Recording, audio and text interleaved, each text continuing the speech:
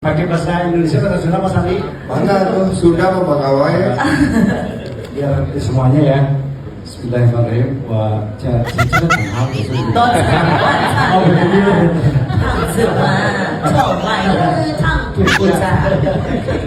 sebetulnya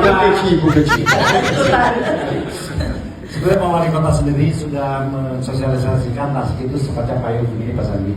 Kenapa payung? Payung. Jadi kalau foto suka pakai payung kayak begini. Kenapa payung? Bukan ingin mendahulukan payung, tapi payung ini sebagai simbol bahwasanya tasik ini harus bisa menjadi memberikan atau memberi segala potensi yang luar biasa di wilayah Priangan Timur.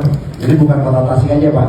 Karena Tasik ini sudah terpilih sebagai PKWP, Pusat Kegiatan Wilayah Provinsi untuk Priangan Timur dan Pangandaran. Wow. Jadi kalau misalnya Garut, Dodol, Doma, Ciamis, Galendo, Sumedang, tahu Tasik itu payung karena harus bisa memayungi beberapa potensi yang ada.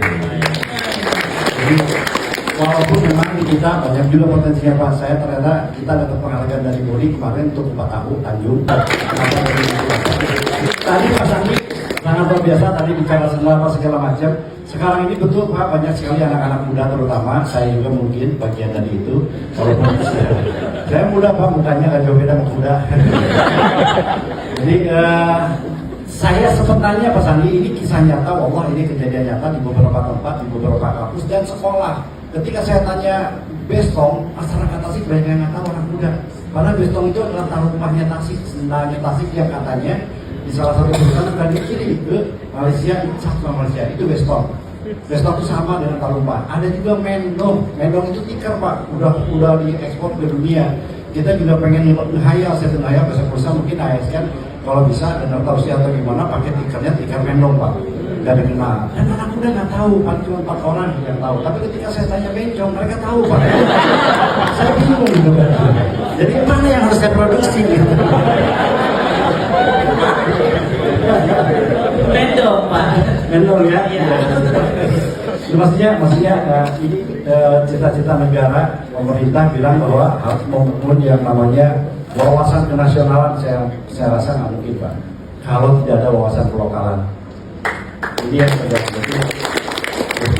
Terima kasih Pak, saya berasa jadi merpati. Jadi dari Tasik ini perlahan pasti saya yakin akan memberikan keyword yang jelas. Tapi yang jelas Tasik nggak bisa egois. Kami sadar betul karena di Tasik itu sendiri banyak potensi. Di luar Tasik pun sebetulnya mereka kurang perhatian Pak. Mohon maaf izin, silakan dicek. Priangan Timur ini Pangandaran aja begini Pak secara ekonomi. Kota Tasik pun sama karena wilayah timur ini masih sangat rentan dari sisi itu. Jauh Pak.